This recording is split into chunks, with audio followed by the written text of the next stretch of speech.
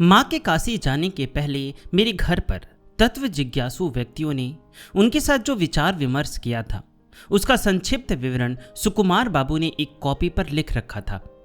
निम्नलिखित प्रश्नोत्तरों को उसी से नकल करके उन्होंने मेरे पास भेज दिया था। 5 जनवरी को सवेरे प्रश्नकर्ता आशुतोष कॉलेज के अस्थायी अध्यापक श्रीमान मनिंद्र किशोर चक्रवर्ती ने कुछ निर्जन में मां के साथ बातचीत के सुयोग पर ये प्रश्न मां से किए थे। इस समय सुकुमार बाबू वहां उपस्थित थे। प्रश्न: क्या आपने भगवान को देखा है? उत्तर: अवश्य देखा है। प्रश्न: भगवान के साथ आपका क्या संबंध है? उत्तर: अभेद संबंध। प्रश्न: जगत के साथ आपका क्या संबंध है? उत्तर: भगवान के साथ जगत का जो संबंध है मेरे साथ भी जगत का वही संबंध है। इसी दिन तीसरे पहर मनिंद्र बाबू ने मां से और भी कई एक प्रश्न किए थे। इस समय सुकुमार बाबू के अतिरिक्त डॉक्टर महेंद्र नाथ सरकार भी उपस्थित थे। प्रश्न: इवोल्यूशन थ्योरी आप मानती हैं क्या? उत्तर: क्या आप विज्ञान का क्रम विकासवाद के बारे में पूछ रहे हैं? वह सत्य नहीं है। हमारे शास्त्र मत में परब्रह्म से सृष्टि का विकास हुआ, जैसे परब्रह्म से कार्य ब्रह्म, कार्य ब्रह्म से गोलोक, इस भाव से क्रमशः सृष्टि का विकास हुआ है। यह एक साथ ही हुआ है। प्रश्न: भगवान यह सृष्टि किए क्यों? उत्तर: भगवान ने सृष्टि नहीं की, वे स्वयं ही सृष्टि हुए, अर्थात बहु हुए। प्रश्न: क्यों? उत्तर: यह उनका खेल है। जैसे एक शिशु के खेलने के लिए तरह तरह के खिलौनों की आवश्यकता होती है, वैसे ही भगवान को भी खेलने के लिए इन सब का आवश्यक होता है। काशी से लौटने और सुकुमार बाबू के बरकांता जाने पर दर्शकों के साथ मां की बातचीत के कोई विवरण लिख रखने का किसी तरह की चेष्टा मेरे जानने में नहीं हुई थी। उस समय तक मैंने सरकारी नौकरी से अवकाश ग्रहण नहीं किया था। इसके अतिरिक्त भोग राग आदि की व्यवस्था के लिए भी मुझे व्यस्त रहना पड़ता था। इसीलिए और लोगों के साथ उनकी बातचीत के समय मैं उनके पास अधिक काल तक रह नहीं पाता था। तब भी बीच बीच में औरों के साथ बातचीत के समय शोभा मां द्वारा व्याख्यात जो 2 एक तत्व मुझे सुनने को मिले थे और जिस पर मां के साथ बहुतों को तर्क करते सुना था, स्मृति से वैसे ही कई एक तत्व नीचे लिख रहा हूं। एकांत में स्वयं मैंने उनसे पूछने पर जो कई एक बातें सुनी थी, उन्हें तत्क्षण मैंने एक कॉपी पर लिख लिया था। उसका कोई कोई अंश अगले परिच्छेद में उद्धृत किया जाएगा। पूर्ण ब्रह्म इस अनंत विश्व के प्रत्येक जीव में और प्रत्येक पदार्थ में, यहां तक कि प्रति अणु परमाणु तक में है। इसे छोड़कर इसके बाहर भी है। जगत के भले बुरे सब में ही वे हैं और भले बुरे सब उन्हीं में हैं। उनको छोड़कर कुछ नहीं है, किसी को छोड़कर भी वे नहीं हैं। तीस पर भी उनमें ही वे पर्यवसित या परिसमाप्त नहीं हैं। पूर्ण ब्रह्म सगुण भी हैं और निर्गुण भी। वे एक साथ ही दोनों हैं। वे ही प्रकृति, वे ही पुरुष, वे ही अंतर्यामी और ईश्वर तथा वे ही अक्षर ब्रह्म हैं। दार्शनिक परिभाषा में समझता हूं इसे इस प्रकार कहा जाएगा: पूर्ण ब्रह्म गुणात्मक, गुण भोक्ता, गुण नियात्मक और गुण रहित सब कुछ है। उपाधि भेद से नाम और क्रिया का भेद होता है। इस विश्व जगत की सृष्टि एक मुहूर्त ही में हुई है। नए तरह से और कुछ भी सृष्टि नहीं हो रहा है। पूर्व सृष्टि वस्तु का ही काल में मात्र प्रकाश हो रहा है। जिसे हम समझते हैं कि भविष्य में होगा, वस्तुतः वह सब ही पहले हो चुका है। जिस प्रकार छाया चित्र के चित्र पहले से ही प्रस्तुत रहते हैं, बाद में प्रदर्शन के समय एक के बाद एक प्रकाश पाते हैं, ये भी बहुत कुछ वैसे ही हैं। मनुष्य के भूत, भविष्य और वर्तमान सभी पहले से निर्दिष्ट हैं। मनुष्य की चेष्टा या चेष्टा के अभाव द्वारा पूर्व निर्दिष्ट भवितव्य का ही विकास होता है। गुरु कौन पाएगा या नहीं पाएगा और पाने से किस जन्म में किसे पाएगा, यह भी निर्दिष्ट है। जगत में नित्य मुक्त जीव जिस प्रकार है, उसी प्रकार नित्यबद्ध जीव भी हैं। नित्यबद्ध जीवों को वर्तमान कल्प में किसी जन्म में भी मुक्ति नहीं है। हाँ, कालांतर में मुक्ति हो सकती है। औरों को इस जन्म में या बाद के किसी जन्म में मुक्ति मिलेगी। सद्गुरु की कृपा प्राप्त होने पर 3 जन्मों के भीतर ही अवश्य मोक्ष हो जाएगा। मोक्ष के लिए सद्गुरु की कृपा एकांत आवश्यक है। सद्गुरु के अभाव में अपनी एकांतिक चेष्टा द्वारा अथवा अन्य विधि गुरु के उपदेश से बहुत आगे बढ़ जाना असंभव नहीं है, किंतु अंत तक पहुंचना संभव नहीं है। सारी पृथ्वी में सद्गुरु केवल 8 ही हैं, इससे अधिक कभी नहीं रहते। यह संख्या 8 नहीं है, 9 है। महापुरुषों का लोकोत्तर विनय के कारण कहते समय अपने को इनमें गिनती नहीं करते। इसी से संख्या 9 के जगह 8 कहा जाता है। श्री मां के मुख से हमने एकाधिक मर्तबा इस तत्व को कहते हुए सुना है और इसलिए यहां पर इस टिप्पणी का आवश्यकता अनुभव करते हैं। प्राणी हत्या पाप है और उसका फल भी अवश्य भोगना पड़ता है, जैसे अन्य सब कर्मों का फल अवश्य भोग्य है। दंसा, मच्छर इत्यादि मारने पर भी पाप अवश्य ही होता है, किंतु उसके लिए जो भोग है वह उतना कष्टकर नहीं होता। बस केवल सिर पोढ़ा व ऐसा ही सामान्य कष्ट इसके लिए भोगना पड़ता है। इस प्रसंग को लेकर बहुतों ने मां के साथ बहुत से कुतर्क किए। उनका कहना यह था कि प्राणी हत्या यदि पाप है तो नर हत्या से जितना पाप होता है उतना ही पाप मच्छर मक्खी मारने पर भी होना चाहिए। संसार में रहकर किस प्रकार भगवान की सेवा की जानी चाहिए? इस प्रश्न के उत्तर में मां ने कहा, स्त्री, पुत्र, कन्या, आत्मीय जन और स्वामी, ससुर आदि की सेवा भगवत बुद्धि से करनी चाहिए। प्रश्न, भगवत बुद्धि कहने से क्या समझेंगे? उत्तर, प्रत्येक के अंदर ही भगवान है और वे ही स्त्री, पुत्र इत्यादि के रूप में हमारी सेवा ग्रहण करते हैं, ऐसा बुद्धि। शेष कहे गए उपदेश मां बहुतों को देते हैं, किंतु मैंने उन्हें पाया है श्रीमान सुकुमार बाबू की डायरी में। इन्हें मैं अपने घर पर स्वयं सुना नहीं है। निम्नलिखित उपदेश को भी सुकुमार बाबू ने मुझे लिखकर बताया है। दोनों उपदेशों को अत्यंत व्यवहारोपयोगी समझकर मैंने इस परिच्छेद में दे दिए हैं। प्रश्नकर्ता थे कुमिला के कोर्ट ऑफ वार्ड्स के जनरल मैनेजर श्रीयुत BN भट्टाचार्य। प्रश्न, सारे दिन दफ्तर का काम करने के बाद सायंकाल जब जप करने बैठता हूं तब मन में यही आता है कि किस नायब ने क्या गलती की, किस एस्टेट का रेवेन्यू ड्यू हुआ, किस तहसीलदार को क्या समझाना बाकी रह गया इत्यादि। इन सब चिंताओं को मन से दूर करने का क्या उपाय है, बताओ। उत्तर, ऐसा ही साधारणतः होता है। थोड़ा सा शांत मन को पाने से ही संसार की सारी चिंताएं आकर दबोच लेना चाहती है। तब भगवान से प्रार्थना करनी चाहिए कि हे भगवान, तुम मेरे पास ये सब चिंता रूप में न आकर मेरे इष्ट रूप में दर्शन दो। असंबंध अनेक प्रश्नों के उत्तर में किसी का विशेष उपकार या ज्ञान नहीं होता है। इसे सोचकर महामहोपाध्याय गोपीनाथ कविराज जी ने ऐसी परिकल्पना की थी कि एक एक प्रसंग में जितने प्रकार के प्रश्न हो सकते हो उन्हें पहले लिखकर वे स्वयं या किसी दूसरे के द्वारा क्रमबद्ध रूप में मां को पूछेंगे, और मां के साथ भी ऐसा ही स्थिर किया गया था कि वे इस रूप में उत्तर देंगे जो तुरंत ही लिखा जा सके। इस परिकल्पना के अनुसार काशी में केवल 2 दिन कार्य हुआ था। ये प्रश्नोत्तर मूल्यवान समझकर उन्हें यहां समग्र भाव से दिया जा रहा है।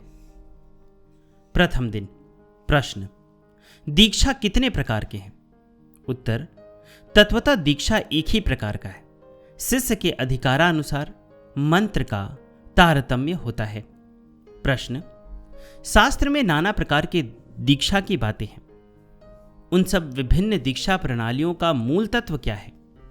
उत्तर, जिस मंत्र द्वारा गुरु शिष्य की कुंडलिनी शक्ति को जागृत करते हैं, इस मंत्र दान रूप कार्य को ही दीक्षा कहते हैं।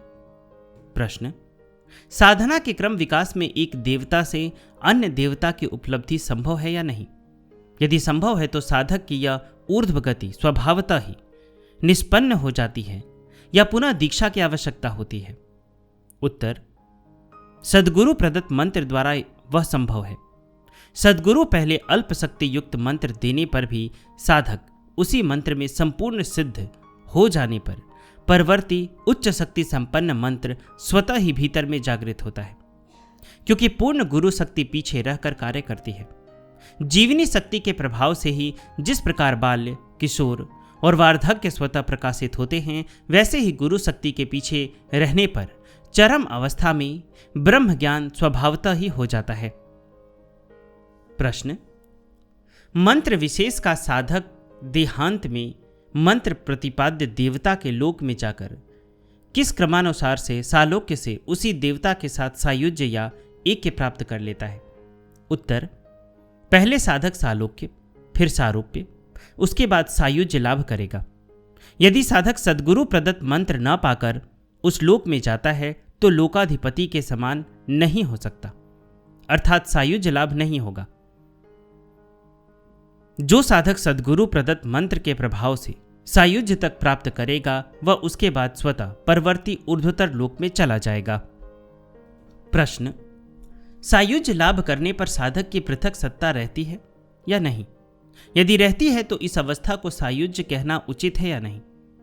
यदि नहीं रहती तो इस प्रकार सायुज्य प्राप्त व्यक्ति की ऊर्ध्वगति की संभावना कहां रही?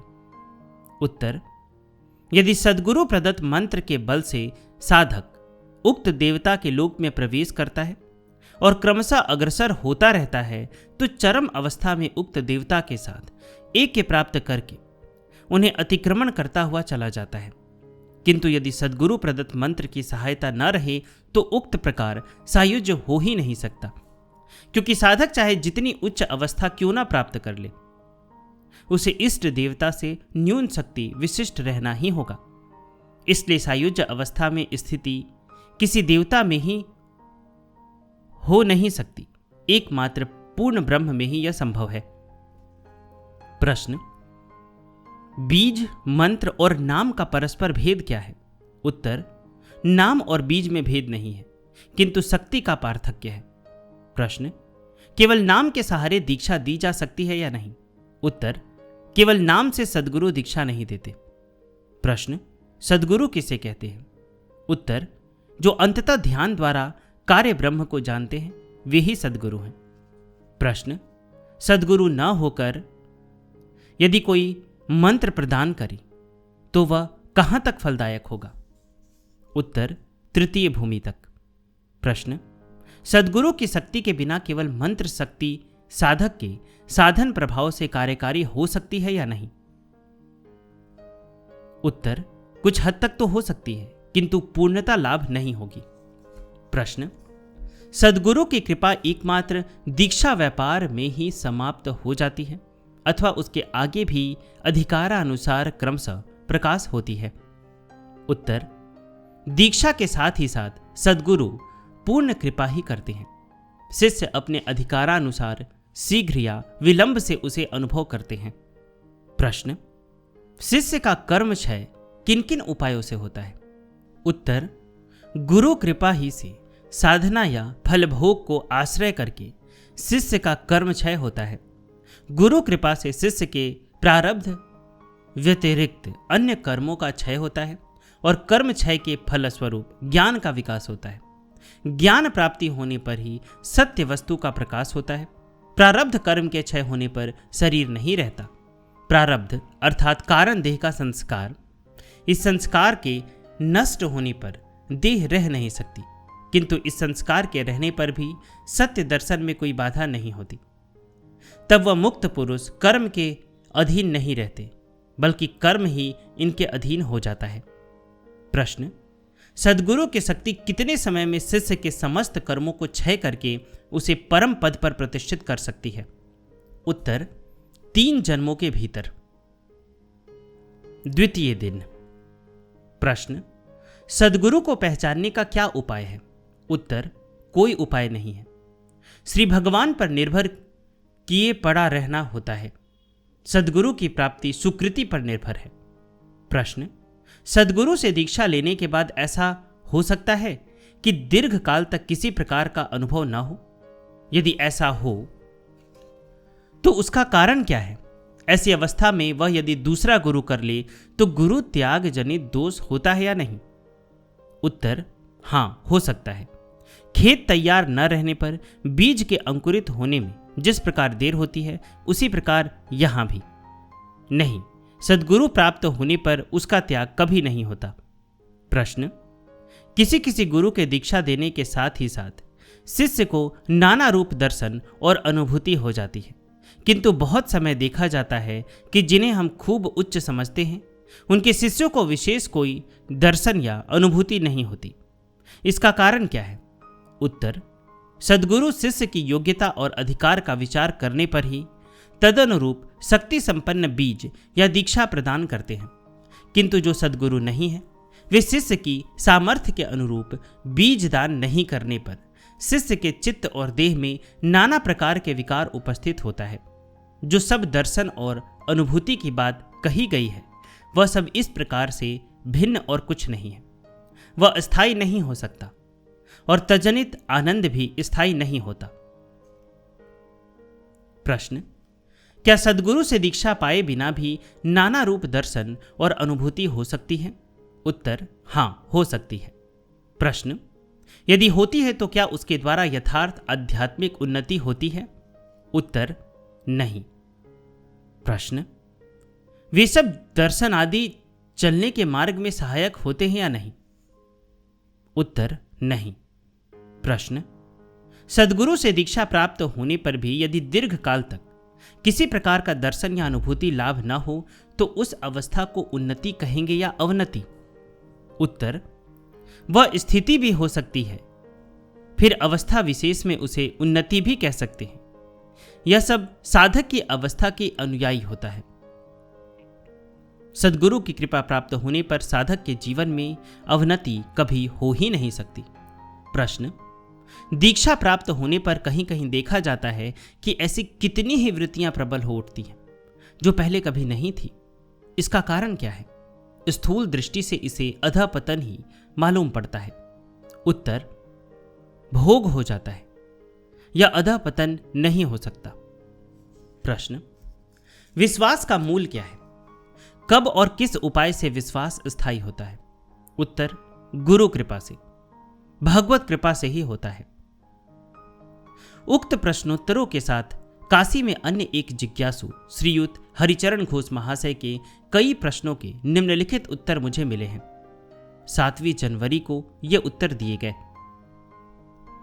गुरु मंत्र देने के साथ ही साथ कुंडलिनी शक्ति जागृत होगी। हो सकता है साधक उसे समझ न पाए। सद्गुरु सभी एक हैं। एक सद्गुरु अन्य सद्गुरु के देहांत पर उनके शिष्यों के भोग स्थूल देह में भोगते हैं। यहां कोई सांप्रदायिकता नहीं है।